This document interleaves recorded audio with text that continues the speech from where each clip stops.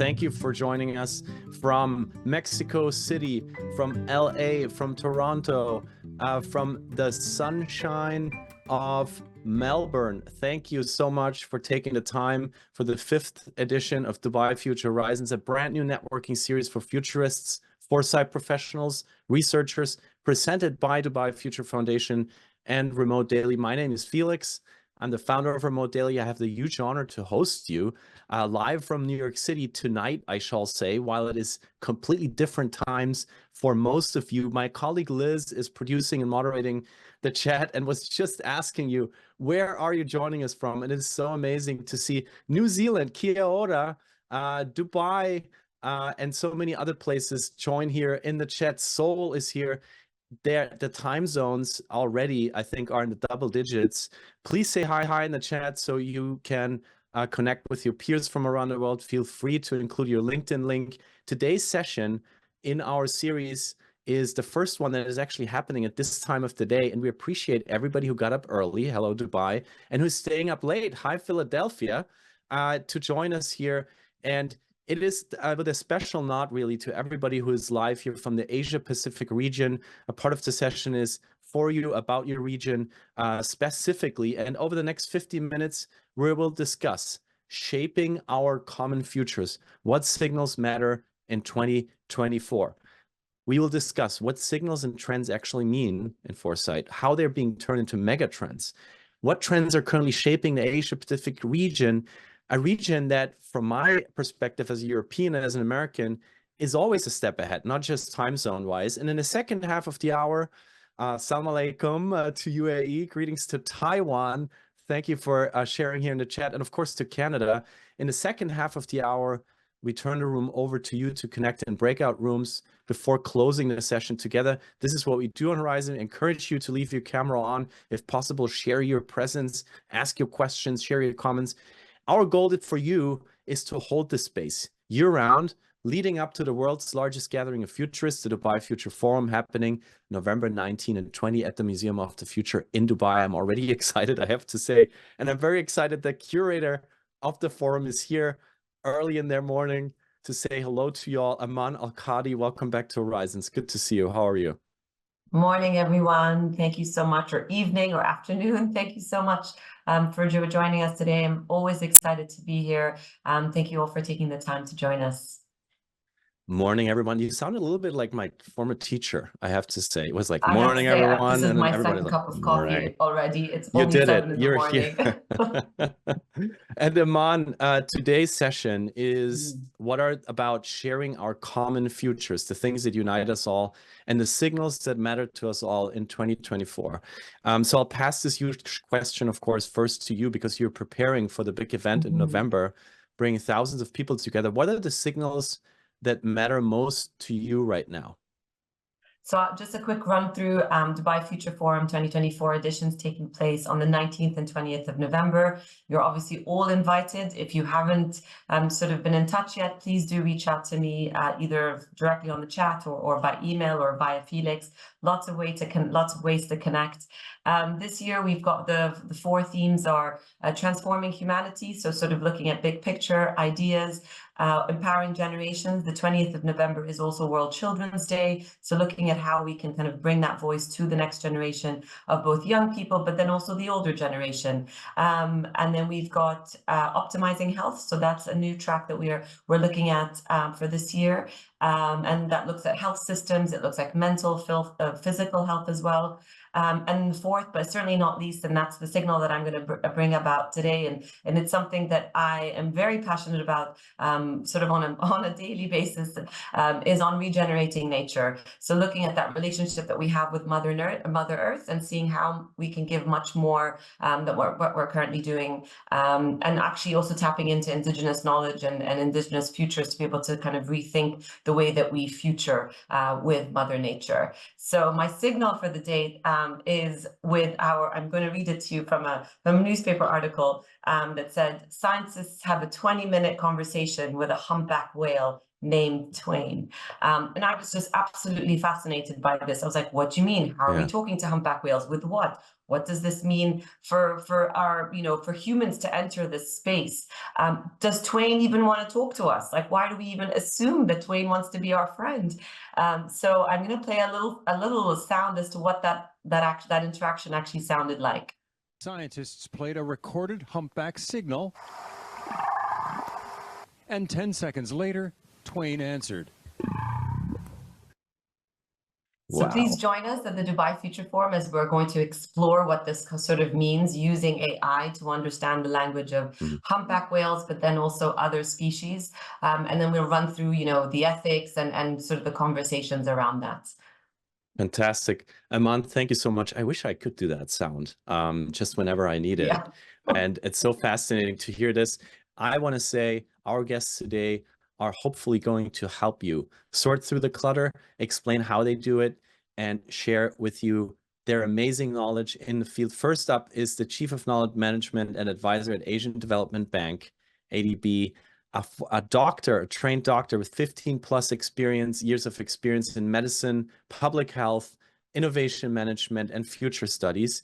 She has led knowledge sharing initiatives all over the Asia Pacific region. We're talking about more than a dozen countries that she has been in, and I'm so happy that she's with us today. Welcome live from Manila, Susann Roth. Hi, Susann. Welcome to Horizons.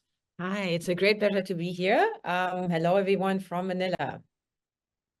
Susann, I hear it in your accent. Like me, you're not from Texas. You sound Central European. Where is home for you? I think we share the same home country. I was born in Germany and then lived for several years in the US, spent some time in India, and then moved permanently to the Philippines 19 years ago. Wow. So glad to have you with us, a global citizen, and we'll hear from you how you are observing and working in the Asia Pacific region in just a moment. Next is your fellow co-speaker today, who got up very early to join us from Dubai. She serves as a foresight lead at the Dubai Future Foundation, an incredible responsibility as well, just like with you, Susann. She's a policy shaper, an innovator, and many more things that help people in the Middle Eastern region and beyond to understand what is next. She's also the lead author of the Global 50, a huge report on 50 opportunities, and the most recently published Megatrends reports by Dubai Future Foundation. I'm so happy he's here. Good morning, Dr. Heba Chehade. Heba, great to have you on Horizons. Welcome. Good morning, Felix, and good morning to everyone. Again, I'm also happy to be here, like Dr. Susann, and just looking briefly at the chats and looking at the signals people are mentioning, really an exciting one. You know, I'm going to be commenting on some of them actually, because they do fit into our topic today. But again, very happy to be here today talking about what we love talking about the most. Thank you. And you know what we're going to do right now, because so many of you have already shared their thoughts in the chat. I would love for all of you right now to share your voices. And you heard that right. Usually when you're in a meeting like this, you're not allowed to switch on your microphone. Now you are. Let's bring all of you on stage. How do we do this? We switch off the spotlights so that no one of us is highlighted anymore. And you all switch on your microphones. You heard that right. If it's comfortable, you can also switch on your camera. And please greet your guests, greet each other in your favorite language. Let's have a global concert for a moment. Let's crash Zoom. Hi, Horizons, where are you out there? Morning. Hi, Morgen. Hello, hello. Hi, everyone. Hi. Hello. Hello. Dubai Future Horizons Edition 5. And I welcome our amazing guests on stage for the deep dive. Susann Roth and Heba Chehade, good to have you back on stage, both of you. Hi, how are you feeling? Good. Relaxed. In the present. That's great. Thank you all. I also want to say for submitting questions leading up to the session. We will actually weave them into the questions here, and please use the chat during this conversation to pitch in additional questions or comments. You can also copy from the chat at any time. And Heba, I'm going to kick it off with you, because literally just weeks ago, you published a huge report, Megatrends 2024 by Dubai Future Foundation. Dubai positions itself as the city of the future.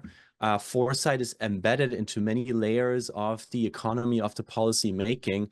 So this might be no surprise, but this is a huge report, 10 megatrends, almost 60 pages, months of research with you as the lead author.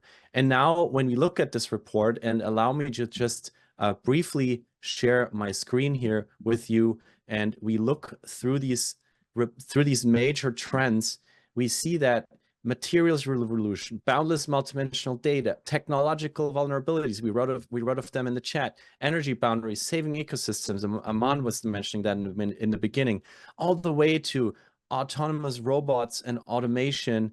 It is such a broad spectrum that you have been working on here, and every trend that you see here, and then you can download, the link is in the chat in just a second. Every trend, Heba, that you created here for this report is split into 3 to 4 signals. So let me start by asking you, as the professional helping me, the journalist, to understand this, how do you differentiate actually between signals and trends? Thanks, Felix.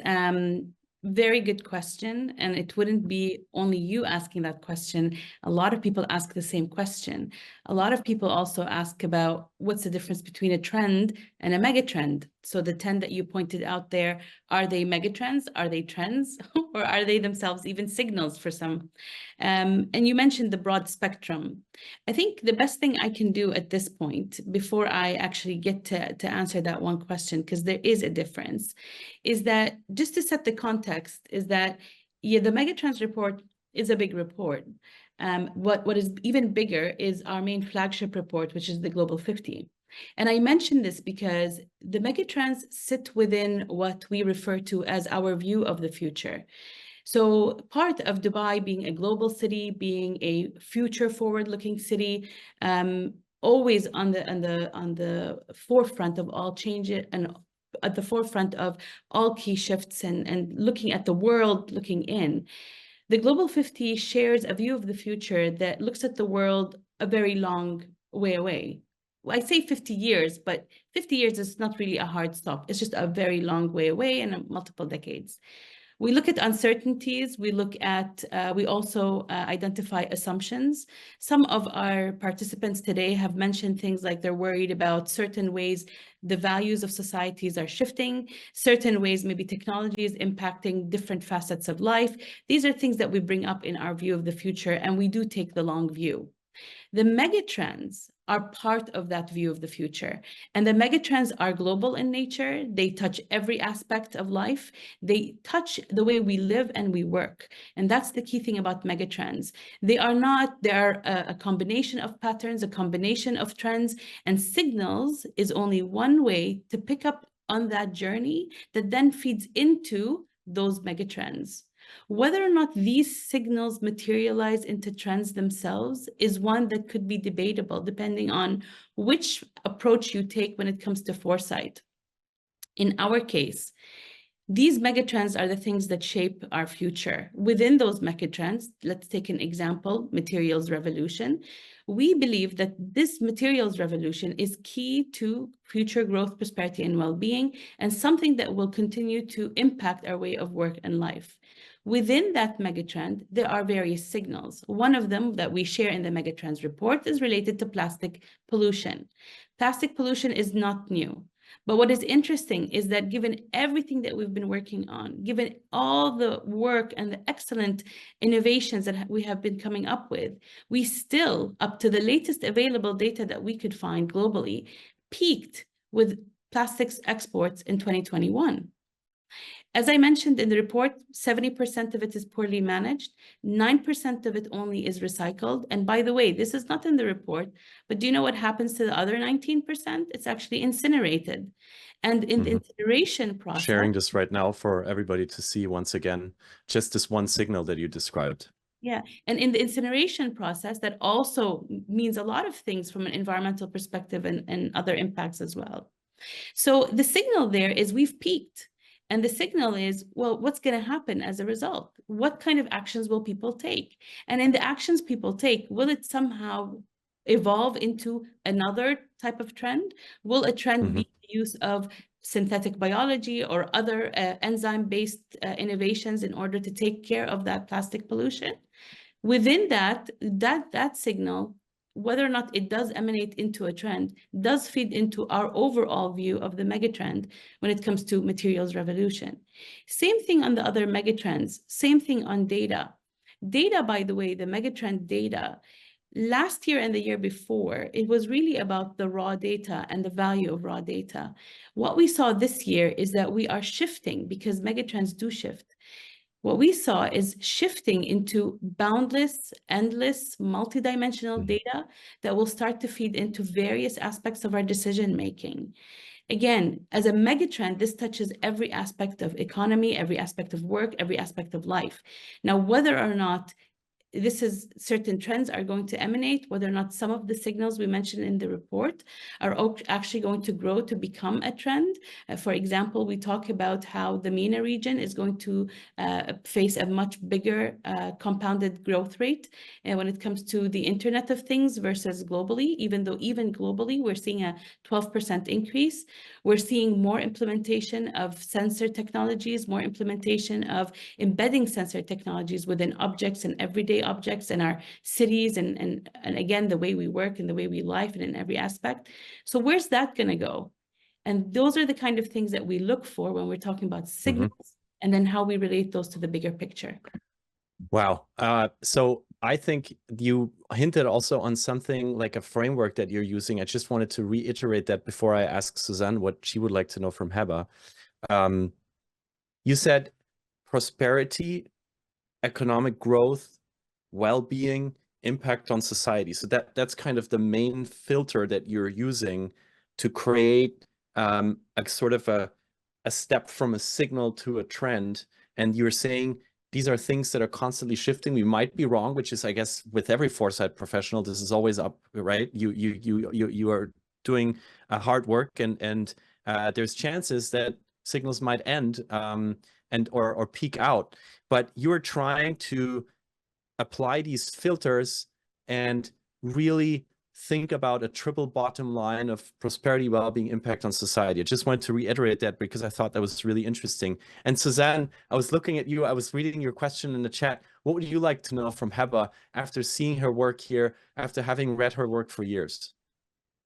Yeah, I mean, first of all, Heba, I'm very fascinated by your work. We at the Asian Development Bank are actually now really looking at institutionalizing foresight and futurist thinking. So that's why I think this relationship and learning from you is very important. So the first question I have there for you is, how do you put these reports together? Like, how many people work on that? Do you have like, in real-time databases? How long is the process? How do you manage that? So a great question again. I just wanted to comment on just one thing that Felix had mentioned.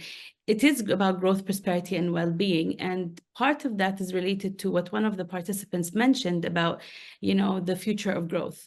Again, we are, as I mentioned, we take the long view. The future economic growth will not be sufficient. It is about economic growth. Yes, it's very important for welfare, very important for development, but also embedded in that is prosperity and well-being, which is also, if you want to look at it from a different lens, it's about people and planet. So absolutely, that is the filter. And just one thing, I wouldn't say that signals right or wrong. Signals are signals. They're neither right, they're neither wrong, but they are weak and they are strong. But I'm always careful about saying weak and strong signals, because often greatest innovation, greatest signals come from the periphery. And some people might think, oh, this is weak, so let's forget it, but it is not true. So again, it all depends on your filter, all depends on your North Star. It depends on what it is that you're trying to do from a strategic perspective, be it an organization in government or business or civil society, like a profit or a charity, nonprofit or a charity.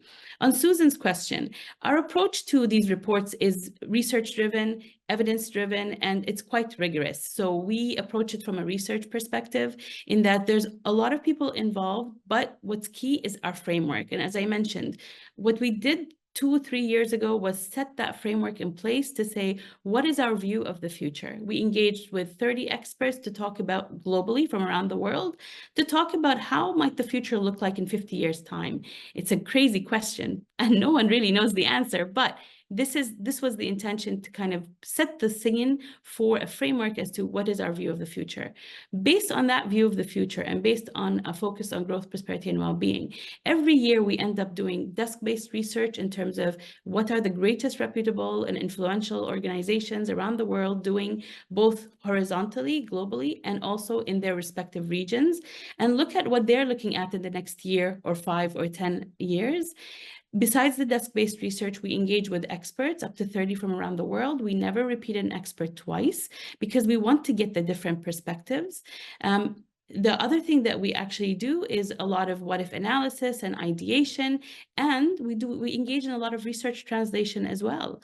We take a look at the latest patents, we take a look at the latest research, and then we think of what are the ideas, what are the signals, what are the things we should be looking for, all embedded within our view of the future. So it is quite rigorous in that perspective. Mm-hmm.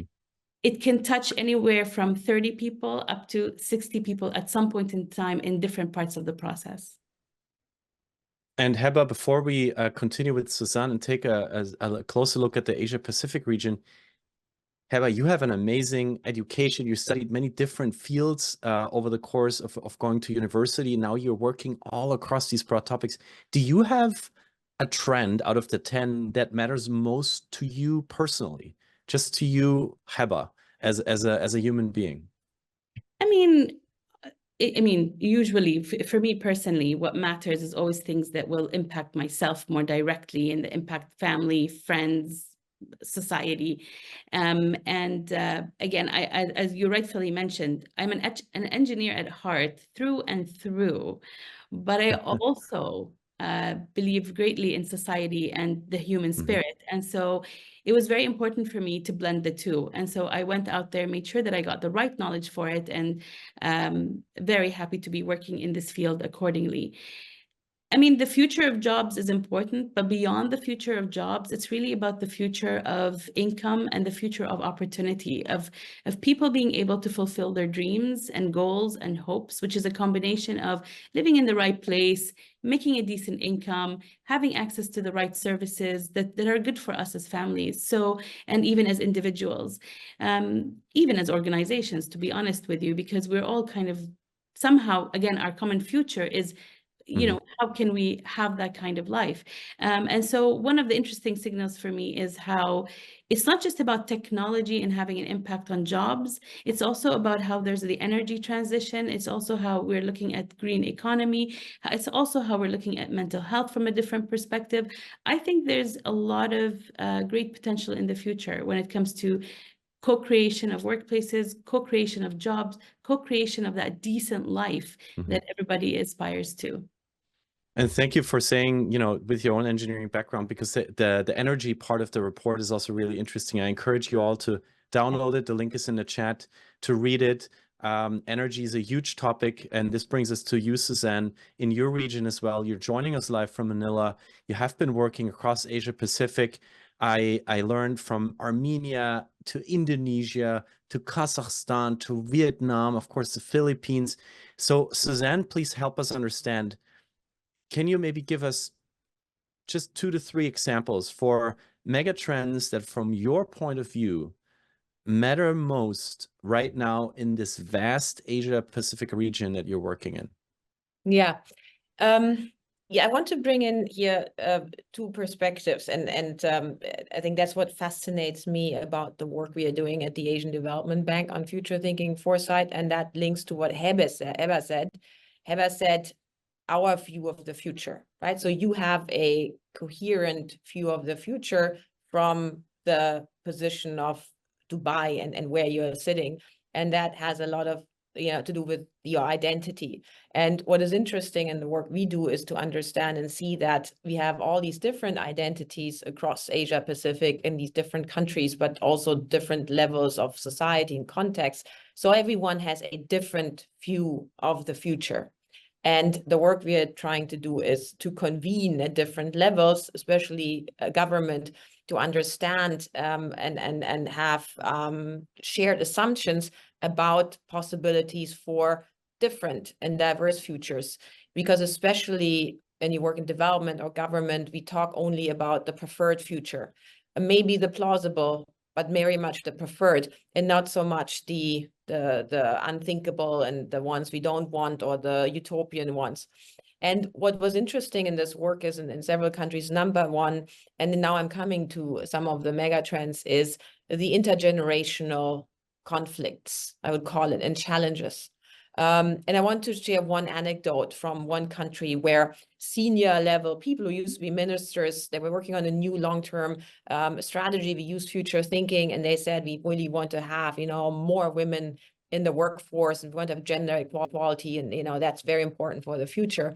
And the younger women came and said, well, before you don't fix the culture, and you don't fix that our children have access to kindergartens and schools, and how we live and how we have access to the workplace we want, this is not going to be achievable. And then what I found even more interesting, I think goes to Heba's point, where she said it's really about creating opportunities for everyone to live their best possible selves, to contribute to society. And that's where we do a lot of work on the self. And that maybe is the next mega trend I'm seeing, and that's about identity, consciousness, and identity of who are we, and what's our identity in driving this change. And I really admire always the great work that comes out of Dubai on technology focus. And, it gives you the sense of optimism, and, things are possible. Really, there are so many possibilities. And then I sit here in my own organization, and I know how hard change is. And I know how humans are themselves their biggest enemies when it comes to driving change and adopting change, and bringing people together, and creating these movements, the systemic change, the flipping points. So I'm very interested in that, and I see that as a mega trend. And that brings me to my third point, and I have a little cheat sheet here. So I spoke about the issue of identity, generation, and change, which links, of course, to the big topic of climate change and transition. There's a sense of urgency. So everyone's like, why aren't we doing more? Why aren't we faster? I saw in the chat this point on the data warehouses. They need a lot of energy. So why are we not thinking more connectedly, and not getting all up in action? And this brings me maybe to my last point, and that is really citizenship. And I think in the past, we very much relied on, the hero. Someone saves us, another country, the government, my father, maybe my mother. But where is citizenship? Where is self-action? How do we mobilize the people? And that's another trend I can see now, that people are much more aware at the community level. They want change. They can't wait. They don't want to wait. So things are happening. Interesting. I honestly, I thought you were going to say AI, climate change, energy, but you're talking about softer, deeper human things like identity, intergenerational conflicts, citizenship. Very interesting to hear all of that. I asked you, preparing for the session as well, Susann, could you share a model, a framework, just like Heba talked about the expert panel plus this three-layered filter, and I asked you for a framework as well, and you said causal layered analysis, I think I'm still pronouncing it wrong, is one of the frameworks that you like to use. And I feel like it's a fascinating one. It's sometimes maybe even a controversial one in the foresight community. And we brought a visual here just to see the layers from narratives in the bottom up to the litany up on the top. So why do you like to use this framework so much for your work, Susann? Yeah, I alluded to that in a way already, because every problem starts and ends with humans. So if we adopt technology, how we adopt technology, if we do policies, if we change the way we live, it's upon us as individuals, as communities, as societies, as countries, as the world. So everything is driven in a way by that. So that's why I believe we can't just look at facts litany, and we can't just rely on systems, and we can't just, think and assume people have all the same worldviews, but we really have to work on our inner selves and identities of us, of organizations, of countries, to understand what levers we need to actually push and change. So causal layered analysis is provocative. It's extremely difficult, especially if you work with engineers and economists. And I had very uncomfortable situations working with traditional kind of people, but it's unbelievably amazing if you actually open that. And I like that point in the chat, this inner child, what you said, right? Everyone actually has that inner child. And actually, I have a very positive view of humans. I believe people all want to contribute. They want to be seen. They want to do something, you know, good for somebody in the world. So so then, you know, you can see how things change and how people are actually become very reflective, insightful, and create metaphors and narratives for themselves. And especially when you work with government agencies, you need to have these discussions about what role do you want to play in this change, yeah, and what do you need to change this role, and how do you change your narrative to step out? And I think, especially as a woman, I can say it's difficult, for example, right, to try to drive change in maybe systems and societies where women have actually traditionally other roles, yeah, or maybe it's difficult for men to assume vulnerability and admit to that in societies where that isn't the case. So it's difficult, and all of that determines how much we actually buy into change and pick up these signals and mega trends and implement them. Fascinating. And I also ask you, Susann, is there a question you would like to ask to the room? And you gave the room a tough one. So we're going to share that in the chat right now, because Susann was actually interested in learning from all of you who are mostly here for the very first time at Dubai Future Horizons. What is an example for foresight impacting national planning in your region? What is an example for foresight impacting national planning in your region? Such a great question. Liz just put it in the chat. Thank you, Liz.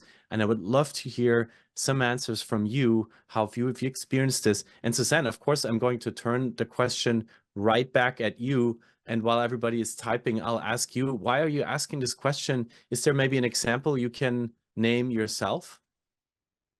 Yeah, so it's difficult, right? And I know that in the futures community, UNESCO did some work on looking at evidence how future thinking foresight practices really impacted long-term planning capabilities and change.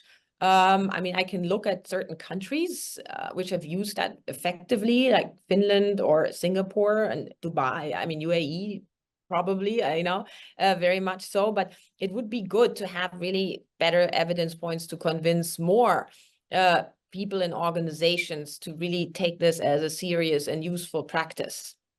And again, you know, it's this human behavior to think short term. So how can we really overcome that with more evidence that it actually works? Fascinating. We see here in the chat how much work there's still to be done. There is, of course, many community members here from the Asia Pacific region, but also from Canada. And I think Charles, welcome Charles, just shared Australia tried to do foresight in the 1980s, but gave up. So I don't think there are any government, government initiatives right now. There are a number of government agencies, though, that are doing it.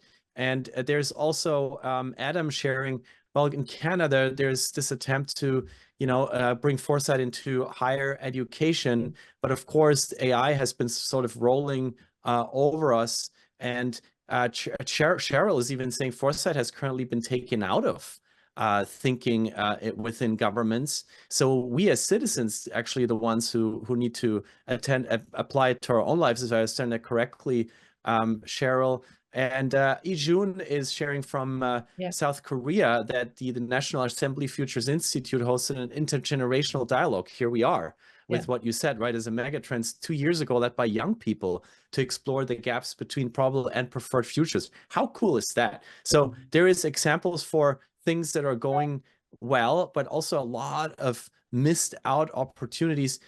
What from the chat maybe surprises you, Susann, or stands out to you when you're reading and hearing that? Yeah, so thank you for sharing. I'm familiar with all of these activities, initiatives as part of governments. what stands out to me again is, or what this confirms in me, is that we do need a better community of practice in Asia and the Pacific to connect these practitioners with each other, to have more exchanges. I think that's what I really see. And I do hope, I'm looking at Heba, I do hope that the Dubai Futures Foundation can really be such a platform to bridge between East and West and North and South, and bring us all together for these kind of dialogues, because that's also a nice kind of center between all of that, so that we can have these exchanges. I was going to mention actually the UAE experience, and then also our work at the Dubai Future Foundation. So the UAE is committed to foresight and looking at the future. And, you know, we have a lot of great work. I mean, first of all, we have future visions that are out there and publicly shared with the rest of the world.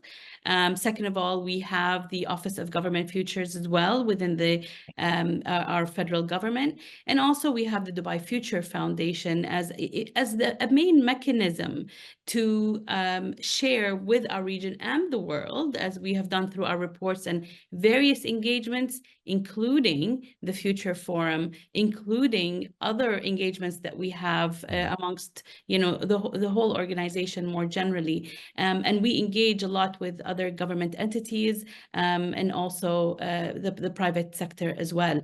So that's kind of the role that we've been playing. And I want to mention, between the Future Forum, the Global Future Society, and all the work that we do at the Future Foundation, this concept of bridging East and West, North and South is definitely one that we consciously work towards, because, you know, Dubai has always been ideally placed to be the central, I mean, we're not the central of the world, but we are a preferred location to bring people together to have these kind of conversations.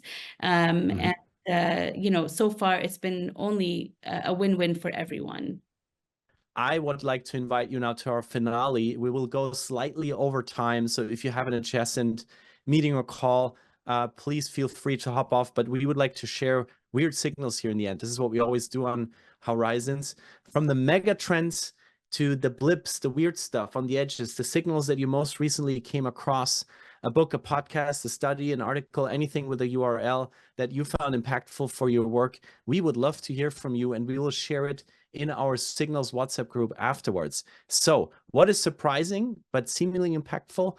What have you just come across? And I will ask our guests that right now. Heba, you're a signal to close today's Horizons session with. What do you leave us with, Heba? So we recently had the World Government Summit here in Dubai, and I met a lovely lady named Kachakorn Verakon. She's from Thailand, and she's a landscape architect, and she's been engaged in looking at nature-based solutions for problems, climate-related problems like flooding in Bangkok. And I just found it really interesting how she's used monkey cheeks as an inspiration to her work in basically designing the Centenary Park that traps all the water that comes in from flooding from the river or during rainy season, captures up to 1 million gallons of water underground using the concept of monkey cheeks that actually store water in their cheeks for when they really need it and when they need to have their meal and need water. Wow. Well, I just thought, you know, again, biomimicry and looking at how nature inspires you for solutions, very interesting. From talking to whales in the beginning to monkey cheeks at the end, thank you, Heba, for sharing this weird signal. What an interesting one. And Sabrina, yes, there will be a video podcast of today's session available on the Dubai Future Forum YouTube page. Of course, we want many other people to be reached with the amazing knowledge that was shared today. Susann, your signal that you would like to share with us here on the finale of Horizons. Yeah, I mean, it might sound interesting coming from a development bank, from the Asian Development Bank. But again, since I'm very involved in change process in the organization and outside, I see change in consciousness and really how people develop and become more conscious about themselves and their roles and their identities, as we have to interact more and more with machines. And of course, have to answer these questions. Is AI a competition for us, or is it helping us to do things better and faster and more effectively? Wow, very interesting. And I hope you have a link that you can share with us, Susann. Yeah, in I'll the share. chat. I'm reading a lot about and from Anil Seed, who is a neuroscientist, and I'll share his link here. Oh, being you, I think we have that ready to be shared. Thank you. And we will share all these signals in our brand new WhatsApp community that we will also give you access to in just a second. So please continue sharing the signals here. We will open the WhatsApp group for you and copy and paste them there so that the community can have access to these after today's session. And the WhatsApp group is also where we communicate with you around the next session that is going to be in the second half of April. We're so excited to welcome many of you back, hopefully time zone permitting. And of course, this is all leading up to the big Dubai Future Forum in November. And please stay in touch with us. Thank you everyone for making the time today. This is our final piece of music for you all. And if you're still with us and you're listening and you can, please switch your microphones on one last time. And in your favorite language, let's say goodbye to one another while the final song is fading in. It was a pleasure to host all of you. Auf Wiedersehen. Goodbye. See you next time. Auf Wiedersehen. Bye-bye. Keep it up. Bye. Yeah. Thank you. Wonderful. Tarde. Adiós, que les vaya bien.